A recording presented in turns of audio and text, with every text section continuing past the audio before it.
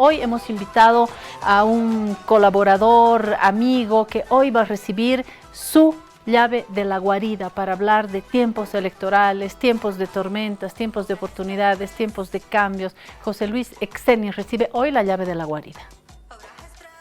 Trata la gripe y la tos seca con una cápsula blanda y efectiva. Alíviate con Refrianex 2. Refrianex, siempre contigo, en cada momento.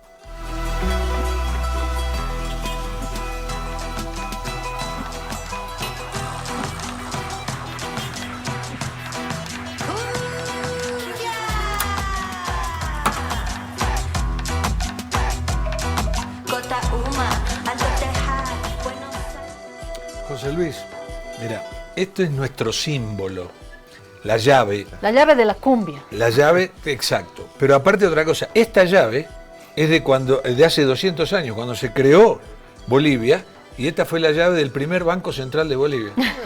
La hemos conseguido, te pido por favor. Que la cuides, José Luis. Como el oro. Maravilla, muchas gracias. Jorge, Claudia, me da mucho gusto, como siempre. Ahora por primera vez en la guarida. Sí, José Luis. Están ustedes, yo asumo que y siento que es mi casa también. Es tu casa, claro. Así que sí. Qué bueno que podamos, que finalmente haya podido venir y sí. Te vamos a hacer preguntas muy comprometedoras, pero queremos que te sientas bien. Estamos para eso, para el compromiso. Bueno, lindo, José gracias. Luis, nos hemos venido acá, a esta guarida, hemos construido este espacio seguro, acogedor. Aprovecho y vuelvo a agradecer a Viayala, a Amanda Dávila en particular, a todo el equipo. Aquí nos hemos venido, aquí hemos construido nuestro rinconcito y queremos que sea un lugar seguro, un lugar plural, un lugar donde uno pueda no solamente saber escuchar las ideas de quien piensa diferente, tener la capacidad de cambiar de opinión o de reafirmarse en sus principios. Esto es La Guarida, y José Luis Exeni es, pero amigo desde antes de nacer, ¿no? José Luis Exeni, formado en comunicación, hecho también una formación post licenciatura en México, en Portugal.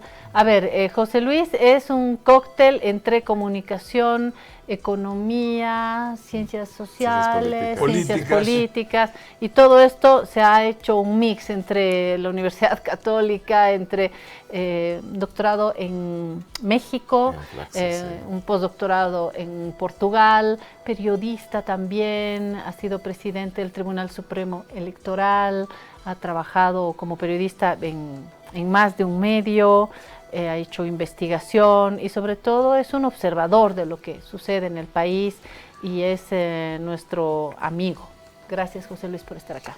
Gracias a ustedes, me quedo con lo último, amigos, más allá de la generosa presentación, ¿verdad? Y creo que es lindo conversar entre amigos, sobre todo en un contexto de tanta incertidumbre. Sí, tremendo. Y que nos ocupa y nos preocupa a todos, ¿no? Por lo que viene en los próximos meses. Totalmente. Así que, Jorge, a disparar.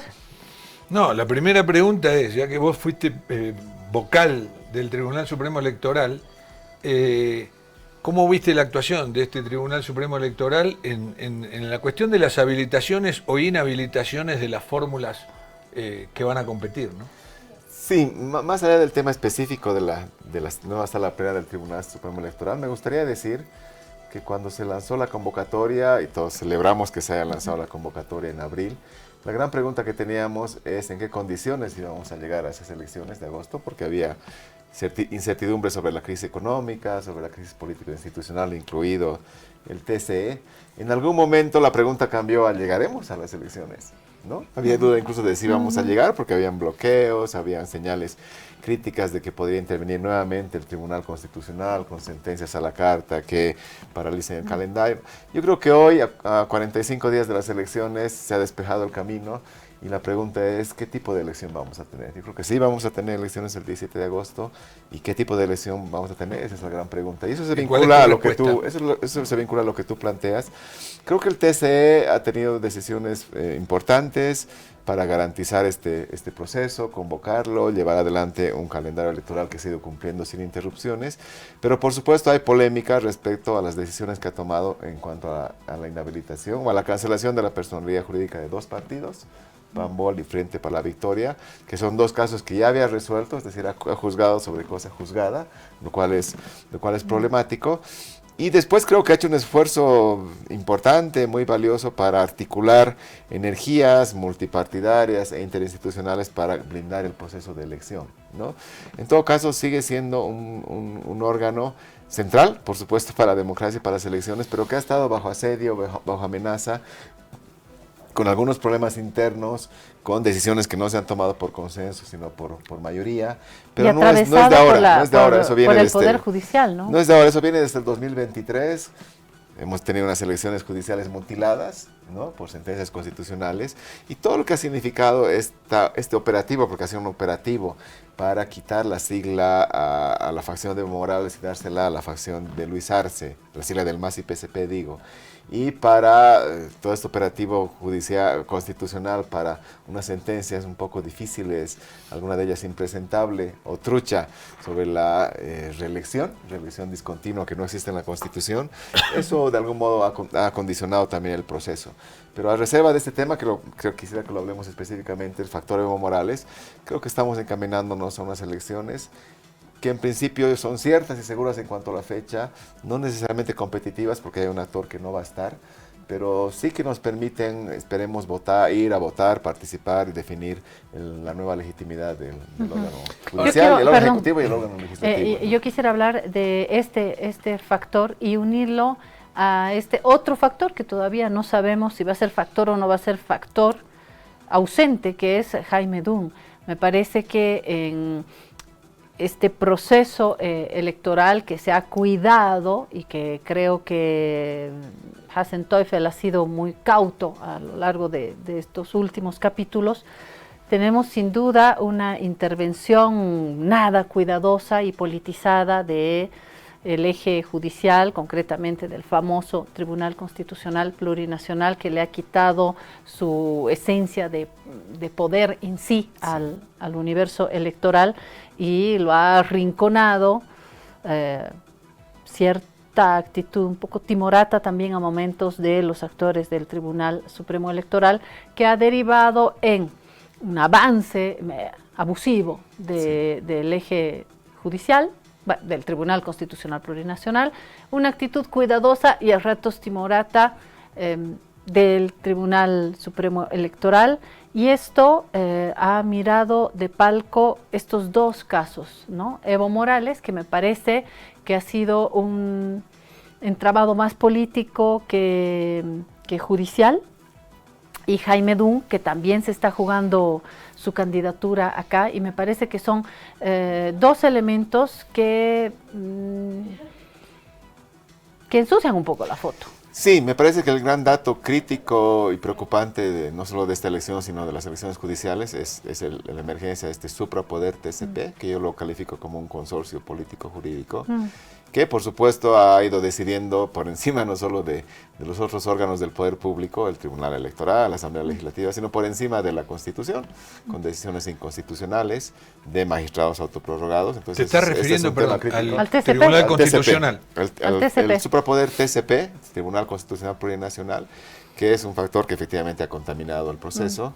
En este proceso creo que ha habido como un acuerdo, una autocontención, alguna señal de que no iban a intervenir, y efectivamente hasta ahora no lo han hecho, por lo menos frenando la elección o violando el principio de preclusión, como lo hicieron en las elecciones judiciales, que era el temor que había, ¿no?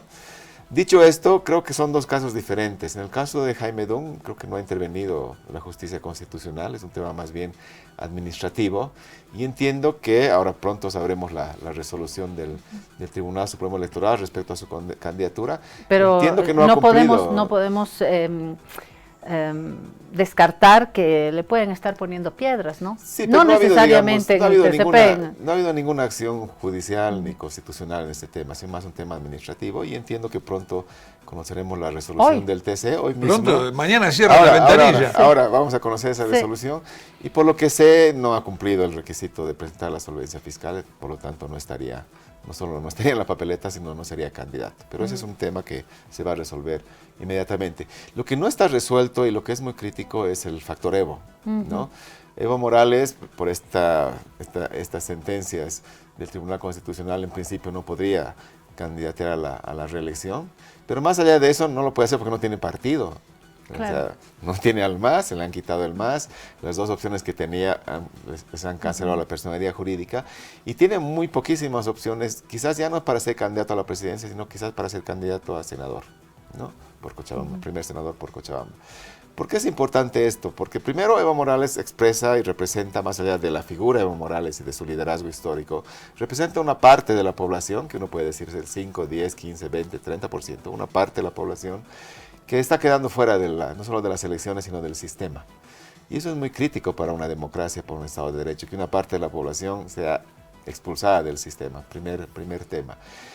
Segundo, por supuesto, hay una obsesión terrible de Evo y del evismo por volver a la candidatura en las condiciones institucionales adversas en las que estamos, incluso a costa, no solo por su acción, sino por la otra facción, de detonar el instrumento político y la implosión que ha habido y que también ha sido penosa en varios sentidos, ¿no? Pero queda por definir qué es lo que va a hacer el evismo en estas elecciones. Quizás lo mejor sería que no quede fuera, que se incluya con algunas candidaturas en alguna fuerza política que todavía está ahí pendiente y llamen a votar por esas candidaturas.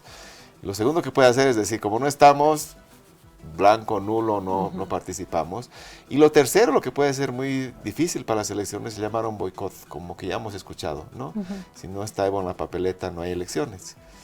Van a haber elecciones, pero puede ser que no se vote en el Chapare, que no se vote en un distrito del Alto, que no se vote en Omasuyos, que no se vote en Cuatro Cañadas, no sé, 4 o 5 lugares específicos del territorio nacional. Y eso es muy crítico para unas elecciones, porque no vamos a tener unas elecciones completas. Y el futuro, porque al margen de quién gana y quién pierde, lo que se saca en limpio cuando se deja participar a todos es que todos tuvieron la oportunidad. Es decir, no deja de ser interesante lo que dijo en algún momento García Linera, ¿no? No quiere el país a Evo Morales, derrótenlo en las urnas, porque una cosa es pasar las elecciones y tener a un evismo por fuera que diga ahora van a ver mañana y vamos a reivindicar nuestro derecho porque nos dejaron fuera, y otra cosa es dejar participar y decir ustedes perdieron, Sí. Ustedes perdieron, participaron y perdieron. Hay un clima más legítimo, me da la sensación, pero esto, su principal enemigo, que es Luis Arce, no lo comprendió y me parece que ya hay poco tiempo para que lo comprendan. Sí, lo deseable en democracia es, por supuesto, que todas las fuerzas políticas participen. Eso está en la esencia del pluralismo y de elecciones competitivas. Para tener paz posteriormente, ¿no? Sí, primero para garantizar el propio proceso. Si hay proscripción, no es un proceso con integridad, ¿no? Y segundo, claro, como decíamos, si una porción de la población que además puede movilizarse queda fuera, no solo de las elecciones, sino del sistema, vamos a tener una gobernabilidad difícil con un gobierno, lo veremos después, débil, minoritario, porque como se ve todavía en los datos preliminares de encuestas, ninguna candidatura va a llegar a la mayoría absoluta, entonces tenemos bancadas minoritarias débiles, una constelación de perdedores de elecciones, ninguno va a ganar, con una agenda muy compleja que viene después de las elecciones, básicamente con medidas anticrisis económica y de ajuste en las instituciones también, ¿no? José Luis, a ver, yo creo que a medida que fue pasando el tiempo, fue como, no para mí, que no soy jurista ni demás, pero fue quedando claro como que Evo Morales sí estaba habilitado para competir. ¿Eso es así? Hay diferentes análisis, como del expresidente Rodríguez Belcé, de especialistas internacionales, que yo comparto. La Constitución no prohíbe la reelección discontinua. Vayamos y leamos el 168 de la Constitución, no prohíbe la elección discontinua, no está eso en el espíritu de la Asamblea Constituyente, en el informe de la Comisión de la Asamblea Constituyente. Claro. Evo puede ser perfectamente candidato. Y esto puede llevar a 2 récords mundiales. El primer récord mundial sería que un gobierno que obtuvo el 55% de los votos vaya a la elección y gane con el 1, o sea, obtenga el 1. Es decir, perdería 54%. Esto no debe haber pasado en la historia, ¿no? Y el otro récord mundial es que entre los votos en blanco y el ausentismo, ahí está el ganador de la elección. Es decir, por ahí el ausentismo y los votos en blanco logran el Sí. 32 y el principal de los candidatos que siguen gane con el 24, o sea, haga 24%. ¿Puede darse? Ese es el dato que tenemos hoy de las encuestas. Mira. Si quieren Sí, podemos sí, entrar a sí. hablar de las Sí, encuestas. vamos. ¿no? Tenemos varios datos de las encuestas. Primero, que no hay ningún ganador, son todos perdedores. Ningún candidato está entusiasmando a la población. No. Segundo, hay como tres, esta elección se puede definir entre tres candidatos: Samuel Doria Medina, Tuto Quiroga, Andrónico Rodríguez, en principio, a reserva de las sorpresas que pueda haber. Y tercero, el gran dato que tú mencionas, tenemos un tercio de la ciudadanía encuestada que está entre blanco, nulo, indeciso, no sabe, no responde. Generalmente es así, no es novedad esto. Lo que pasa es que se va a ir, eso tendría que ir disminuyendo hasta llegar al histórico 10% de blancos y nulos, 7, 8, 10% de blancos y nulos. Pero va a depender en mucho de qué decide Evo Morales. Porque si hay una consigna del levismo de decir vamos a votar blancos o nulo, o no vamos a votar aumentando el abstencionismo, ahí puede haber ese bolsón, que también alguien como Diagnosis habla de voto oculto, ¿no? Voto oculto del levismo, de Andrónico, pero esperaríamos que vaya disminuyendo ese voto blanco, nulo, indeciso, y que en la elección misma ya se decante por alguna candidatura. Pero sí, efectivamente es un tema crítico que está vinculado a esta ausencia en el proceso electoral, y por supuesto a esta debilidad extrema de un ex partido, que como es el instrumento político, el MAS y PSP, de un gobierno que ha dilapidado un capital electoral del 55% y hoy figura efectivamente Totalmente. con números que implicarían perder la sigla, ¿no? Yo creo que hay pérdidas en todo lado, una pérdida en las oposiciones, que era el momento de las oposiciones, al no tener una candidatura única, nos presenta pedacitos de 20, de 16 y así como zampoña. Pierde también el movimiento al socialismo con un candidato oficialista que está por los suelos, una candidata alcaldesa del Alto por los suelos, un Evo Morales barrido, un Andrónico al que se le revienta la mesa a la Pachamama en plena presentación, semimudo. Es decir, un clima electoral no del más alegre, y encima, como dijo Marcelo Silva, una bolsa enorme de indecisos e indecisas, y por eso yo le voy a mandar un mensajito al Papirri, le voy a mandar una nueva metafísica. Los indecisos van a decidir la próxima elección, ¿verdad? Sí, es cierto, los indecisos van a tener un lugar central.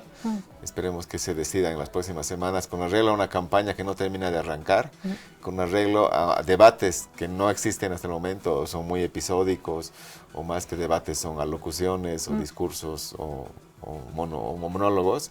Necesitamos debate, necesitamos campaña, necesitamos que se muevan, que escuchar proyectos de país, visiones programáticas, qué se va a hacer con la crisis, más allá de las grandes promesas de 100 días, 50 días, un día, una hora.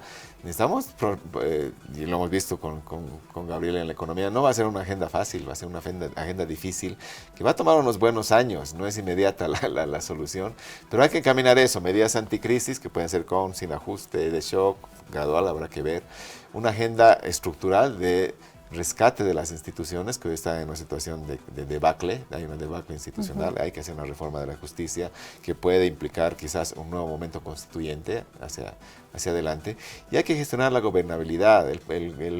El partido del nuevo presidente va a ser un partido minoritario en la asamblea y van a necesitar construir acuerdos, quizás, no sé si pactos, pero acuerdos por lo menos, para que no tengamos la situación de parálisis decisoria y bloqueo institucional como la que tenemos hoy día. Entonces es una agenda muy compleja hacia adelante, pensando en el día después de las elecciones, o seguramente de la segunda vuelta del próximo gobierno, con partidos no solo minoritarios, sino muy precarios, como lo hemos visto ahora en la presentación de listas, definición de candidaturas, con instituciones débiles, con persistente judicialización de la política, con una institucional débil, no solo judicial, sino electoral, con una necesaria reforma político-institucional hacia adelante y seguramente una recomposición del campo político y del modelo económico. Entonces, nos enfrentamos a una agenda compleja, con actores débiles, con elección todavía opaca, que no está entusiasmando, porque la gente está en el día a día de la crisis económica, pero un poco se ha impuesto esta idea que, claro, no es la mejor hay que llegar